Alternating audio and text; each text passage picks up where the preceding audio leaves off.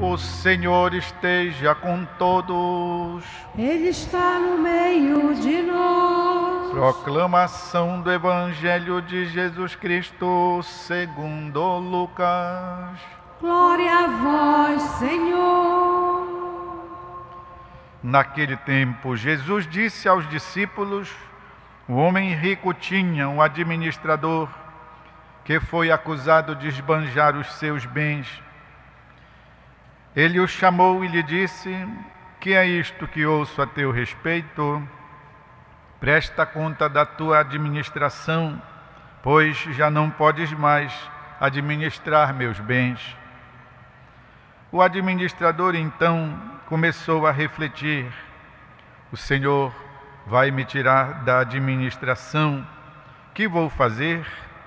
Para cavar não tenho forças, de mendigar tenho vergonha. Já sei o que fazer para que alguém me receba em sua casa quando eu for afastado da administração. Então ele chamou cada um dos que estavam devendo ao seu patrão e perguntou ao primeiro: quanto deves ao meu patrão? Ele respondeu: devo 100 barris de óleo. O administrador disse: pega a tua conta, senta-te depressa e escreve só 50. Depois ele perguntou a outro: e tu quanto deves? Ele respondeu: devo 100 medidas de trigo. O administrador disse: pega a tua conta e escreve só 80. E o Senhor elogiou o administrador desonesto, porque ele agiu com esperteza. Com efeito, os filhos deste mundo são mais espertos em seus negócios do que os filhos da luz. Palavra da salvação. Glória a vós, Senhor.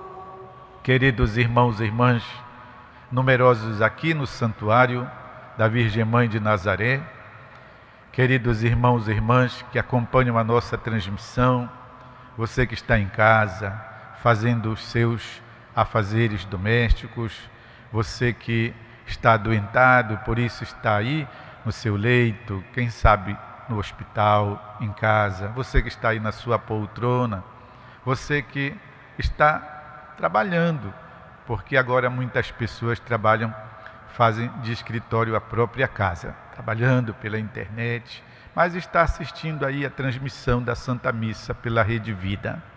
Este lugar aqui, Belém do Pará, o Santuário do Círio de Nazaré, casa de Nossa Mãe, Maria Santíssima de Nazaré, cuja imagenzinha foi encontrada aqui no ano de 1700, é um lugar abençoado, é um lugar bendito. Para cá convergem 2 milhões, pensem, 2 milhões de peregrinos no domingo do Círio. E ao longo do ano tem uma movimentação maravilhosa. A palavra de Deus hoje vem muito forte falar ao nosso ânimo, ao nosso coração. Esse trecho do Santo Evangelho em que Jesus instrui a todos, através de uma parábola, nos fala sobre a importância de nós perseverarmos no bem e de nós até mesmo lutarmos para que o bem aconteça. Jesus conta esta parábola quando a gente não tem direito, sentido do Espírito Santo, a gente pensa que Jesus está elogiando a desonestidade do administrador, que foi esperto, então vendo que ia ser demitido, ele tratou de encontrar amigos entre os devedores do seu patrão, mandando então diminuir a conta e assim ficaria na amizade deles. Longe de nós, e longe do Evangelho pensar que Jesus está elogiando a desonestidade. Se nós prestarmos bem atenção, Jesus elogia a esperteza, ou seja, a capacidade de pensar, a capacidade de ir na frente, mas a respeito do bem. Olhem o que ele diz: e o Senhor elogiou o administrador desonesto porque agiu com esperteza. Então ele não está elogiando a desonestidade, mas a rapidez com que ele então pensou: o que eu vou fazer? Aí Jesus então completa dizendo: os filhos deste mundo são mais espertos em seus negócios. Poderíamos dizer, quem faz o mal, quem pratica o mal, pensa, arquiteta, planeja, contrata, investe, mais do que os filhos da luz. Ou seja, nós que somos do bem, que deveríamos promover o bem, não temos a mesma astúcia, a mesma rapidez de pensar como fazer o bem do que os que trabalham com o mal, que pensam, investem, nem dormem, só arquitetando como alcançar os seus melhores resultados. No fundo, Jesus faz uma crítica: ei, pessoal do bem, o pessoal do mal é mais esperto, é mais vivo, pensa mais, investe mais do que vocês que são do bem. O Papa Francisco diz uma frase interessante. Ele diz assim: o mal é contagioso, o bem também é contagioso, diz ele. Vamos escolher o bem, vamos nos deixar contagiar pelo bem. É quase o mesmo pensamento de Jesus aqui, ao dizer: os filhos deste mundo são mais vivos nas suas coisas do que os filhos da luz, que muitas vezes ficam quietos, parados, não fazem nada, desanimados, mais propensos a se deixarem contagiar pelo mal do que fazer refletir com bastante luz aquilo de que são capazes de iluminar. Meus irmãos e irmãs, a palavra de Deus é maravilhosa, a nossa fé é maravilhosa, porque não só se faz uma denúncia do mal. A nossa religião católica, quando ela apresenta o que tem de ruim no homem, conforme a palavra de Deus, quando nós falamos das coisas ruins, é para evidenciar que existem também as boas. Quando a palavra de Deus denuncia a maldade que há no nosso coração, ela ao mesmo tempo já nos dá também o remédio, também a solução. Eu estou dizendo que Jesus mesmo providenciou para nós uma ajuda, um remédio, a sua misericórdia. Então não só nós nos deparamos com o mal que existe no mundo, que o mal que está dentro de nós, diz a palavra, Jesus mesmo diz, não é o que entra em nós, mas é o que sai de nós que nos contamina. Jesus mesmo providenciou para nós um instrumento maravilhoso, que foi a manifestação da sua misericórdia, do seu coração. Hoje é a primeira sexta-feira do mês. Tantos devotos e devotas do coração de Jesus renovam o seu amor ao coração de Deus nesse dia. E dentre os instrumentos de que Jesus disponibilizou para nós estão as 12 promessas que ele fez para nós melhorarmos, progredirmos, perseverarmos. Entre as promessas que Jesus fez a Santa Margarida Maria está a das 9 primeiras sextas-feiras do mês aos fiéis que fizerem a comunhão. Em 9 sexta-feiras, as primeiras de cada mês, seguidas sem interrupção, Jesus prometeu a graça da perseverança final, o que significa que a pessoa nunca deixará a fé católica e buscará a sua santificação.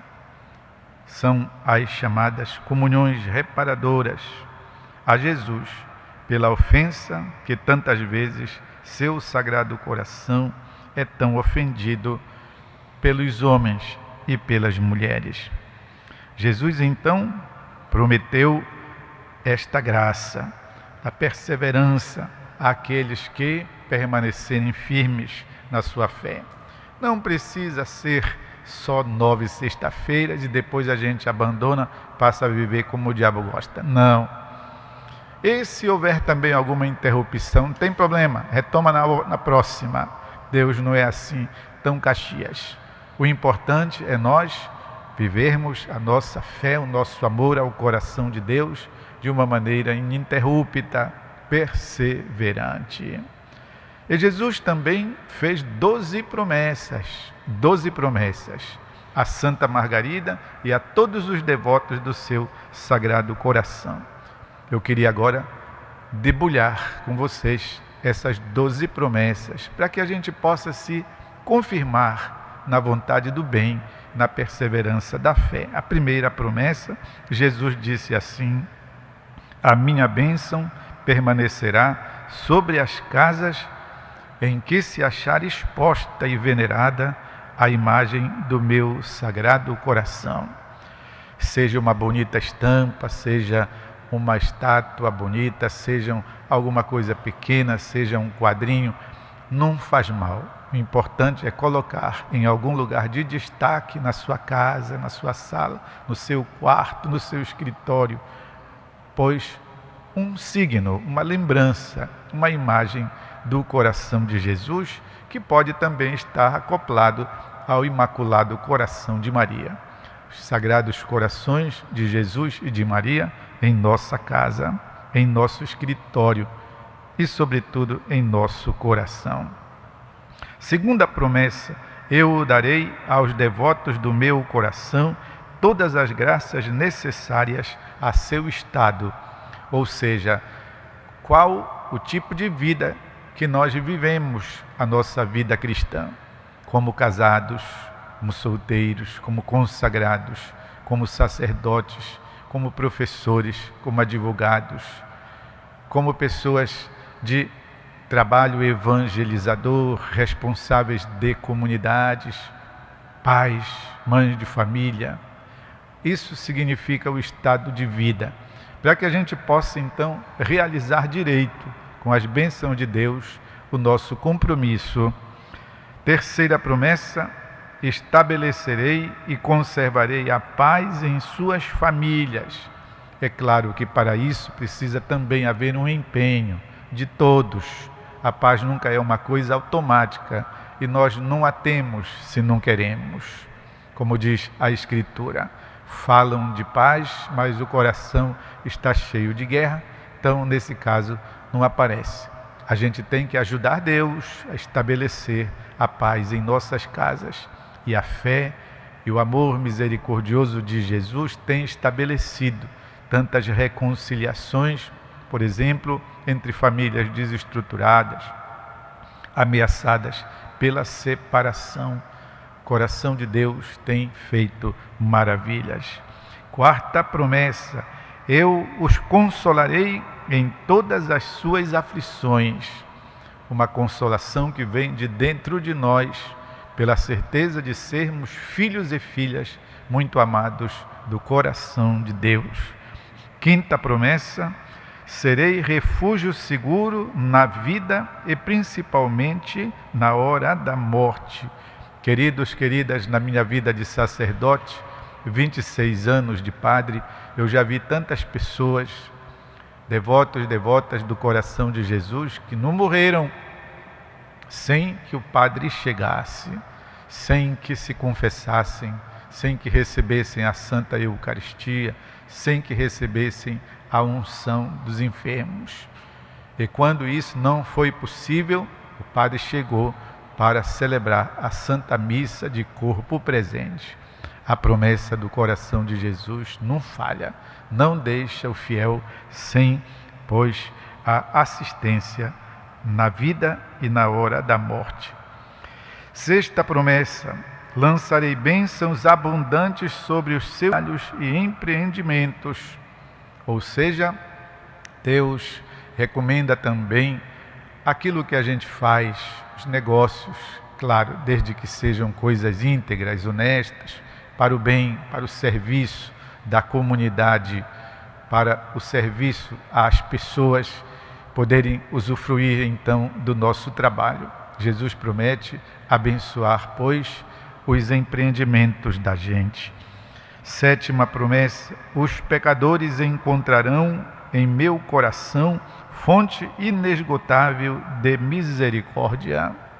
Tantas vezes, considerando a nossa vida, os nossos pecados, os pecados da nossa família, nós temos que dizer mesmo: só Jesus na causa, só a misericórdia de Deus. São tantos pecados, tantas faltas, que não tem capacidade humana alguma do perdão, a não ser a redenção que Deus mesmo possa realizar. 8ª promessa: as almas tíbias. Tibieza quer dizer aquela frouxidão, aquela fraqueza, aquela debilidade espiritual, né?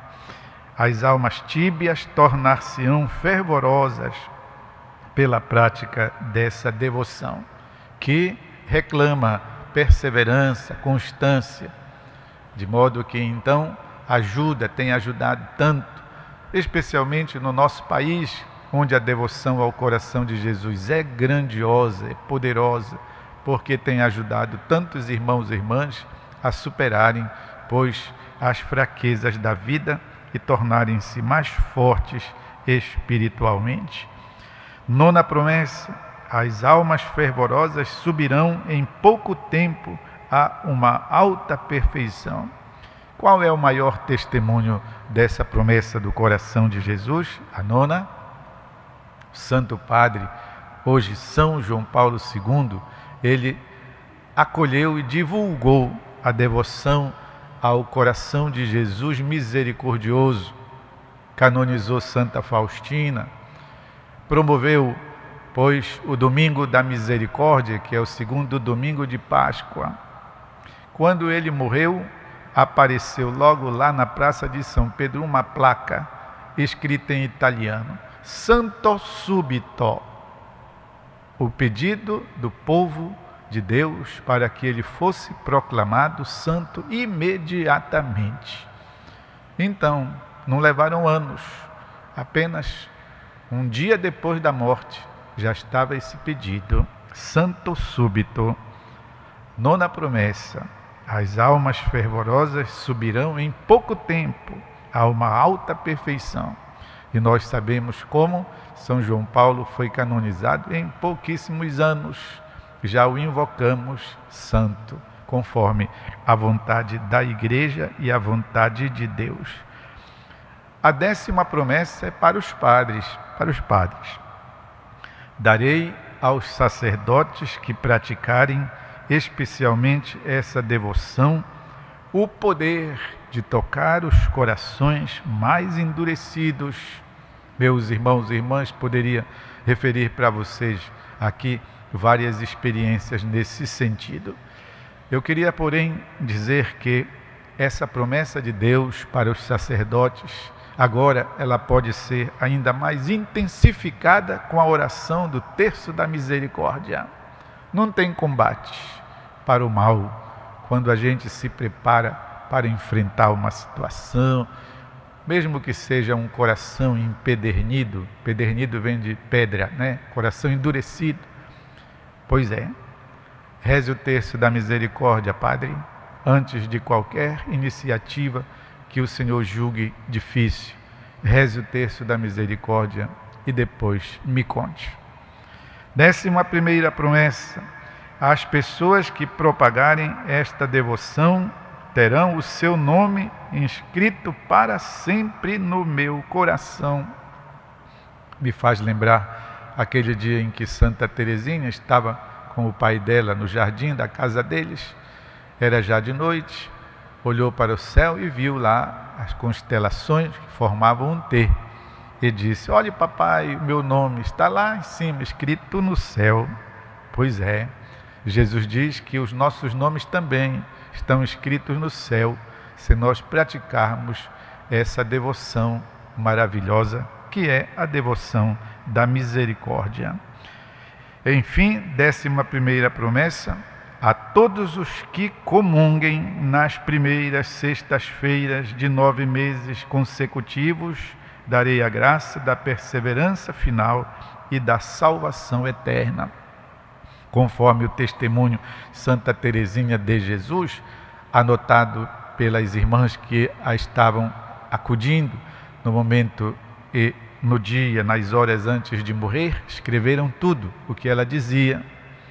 E então o demônio a estava tentando para ela renunciar o seu amor a Jesus.